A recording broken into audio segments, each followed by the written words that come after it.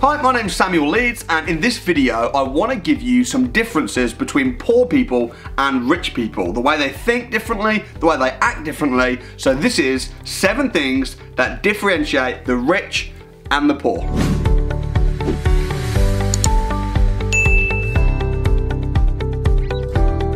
Number 1, poor people find problems or avoid problems, whereas rich people solve problems. Number 2, poor people spend their money or save their money, whereas rich people invest their money. Number 3, poor people complain. If there's a problem or they don't like something, they moan, whereas rich people create. Number 4, poor people stop learning when they finish school. Rich people are always learning. Number 5, poor people get stopped easily. Rich people do whatever it takes and are unstoppable. Number 6, poor people play it safe, whereas rich people play to win and are prepared to take risks. And number 7, poor people think or, whereas rich people think both. What do I mean by this? Well, if you're watching this and you're thinking, yeah, I could be rich, but I'd rather be happy, that's an or question. A rich person will say, I'll have both. I hope you found that video useful,